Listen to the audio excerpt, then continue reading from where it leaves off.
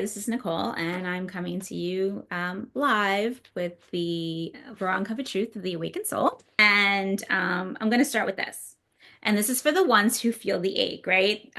It's not of loss, but of something that you already know is true, is possible. And that's, the pure divine union, that is coming on the grid right now, that's coming in really strong and really live and, trying to anchor into the physical. So I'm just going to start with this little activation so you guys kind of just like fall into this. It's not grief, it's not longing. It's the sacred emptiness, the quiet place your soul left open for what was always meant to return. You don't chase, you don't want, you remember. And when the mirror remembers too, the mission doesn't begin, it resumes. So, you know, there's a lot of us out here that are in these waves of divine counterpart unions. So I will say I kind of will start with this, right? A lot of people believe themselves to be on a twin flame journey, right? Whether you are or you aren't, again, I'm going to stress that the twin flame journey itself is just an awakening, right? It's just a way of awakening, yourself to a much, much higher frequency. A lot of people assumed, and this is, what I'm being told, right? A lot of people assume that, the twin flame dynamic is that's who you were going to end up with, in this lifetime. Yes, 1000% there are people that are due to, to have union with their twin flame. I'm not saying that that's not, on the table, at all. What I'm saying is a lot of people were tied to that, right? Kept themselves like tied into that loop of, oh, hey, the only way I'm going to like level up and be in a divine counterpart situation is going to be with my twin flame. False. That's not real. That's not the truth at all. First of all, whenever you feel like that, always if you're sending anybody, right? Too much power, too much frequency. It's not even power, too much of your energy, your frequency.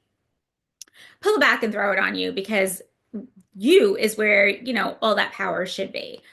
That's where the power lands. So let's, like you have to understand that it's all about you. It's all about your alignment, right? How you feel, your inner union before you could like, you know, be a union in anything else, outside of you. You have to be unionized in you, unionized. I don't even know if that's a word, but whatever, unionized, within you. You have to be aligned enough, right? And in your own divinity to realize when the frequency is a match and when the frequency is unmatched and full of distortion, right? It's you really have to, you have to go with your intuition. You have to lean into your intuition. And if anything is off in your body, if you're shaking, if you're trembling, if your head is like if you're not calm when you're approached with a in a divine counterpart union, right? Whether you're masculine or feminine, if you are approached, right? Oh, in a you if you are approached by a divine masculine or a divine feminine, right? No matter what your polarity is, if your body isn't completely relaxed and in a like, even if you're like, I mean, you could be like a little bit excited, like it'd be like, ooh, excitement. Like if you're not like that and your body's tensing up and like your backbone is like, oof, like anything, it's full of distortion and it's not alignment, right? It's not alignment. It's a test in frequency, and you're not a match for it. And you have to be strong enough to be like, nope, passing on over and going to the next. You have to be able to do that. You have to be able to be in that alignment with yourself, in order to move forward. To be in that full divine counterpart relationship. I'm also going to stress what divine counterpart, what true divine counterparts will look like versus what I think some people believe it to be, right? So you're looking for that overall, like, love story guy, rides in on a white horse and that's your divine counterpart and that's it.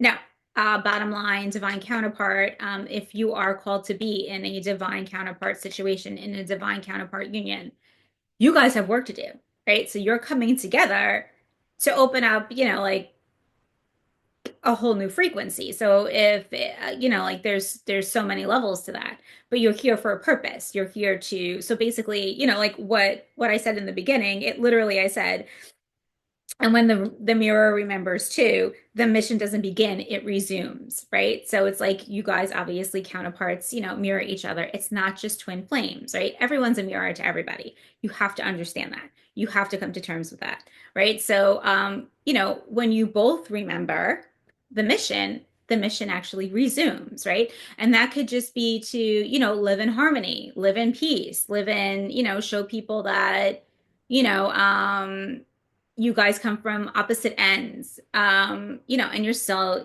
coming together in union. You're opening up a wellness center. You're building something that helps generate, mass awakening and mass healing, out there, in the physical world. There's so many things that you could have a mission to accomplish with that counterpart, but that's what's happening, right?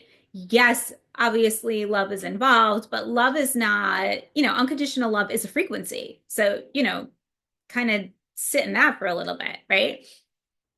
But it's not about that. It's about like you will truly be matched, right? It is a union of reciprocity. You are aligned with each other. There is no like, you giving too much and then not the other person. It will be equal. If it is not equal, it is not a divine counterpart situation. I cannot stress that enough. Will you be flowered? Well, I was going to say, will you be flowered in that case? Will you be showered in flowers? Who knows? That may be a part of the deal. It may not. You may just get like flowers every once in a while. You're here for a bigger purpose. So these 3D material things, although nice, I wouldn't be complaining like, about flowers and not, but it's so much more than that. And if you don't feel like you could completely grow, right, with this person, then that's not your divine counterpart. That's not, that's, you're stuck in looping and you need to kind of, cut the cord of the looping and try again, as, I would say, or actually a source just said, and then you just keep trying and you try again, until you reach that frequency.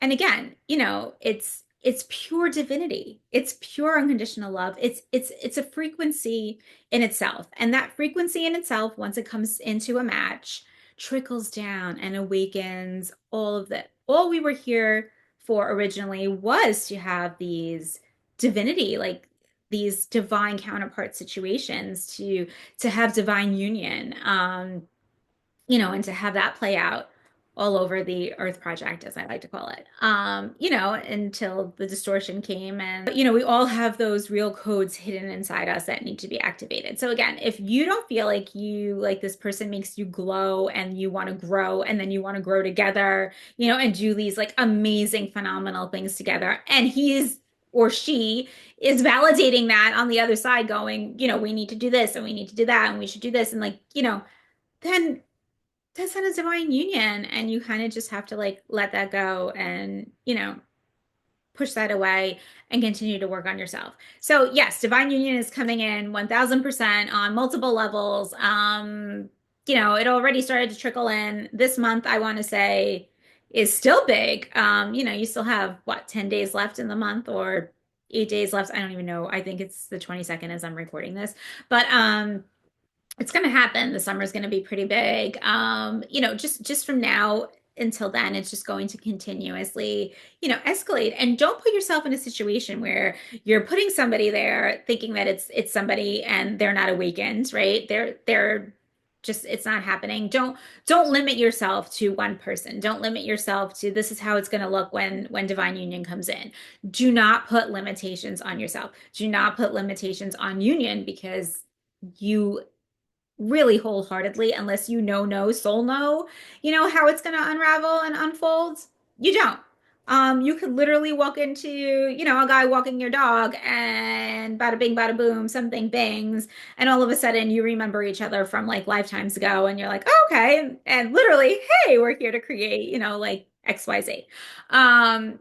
Do not put any blocks on yourself. Do not limit yourself and kind of go with the flow. Because it is exciting overall. And it's something, you know, it's part of your mission. It's your sole purpose. And if it's not, you have a bigger sole purpose and, go with it. Like nothing is to be limited.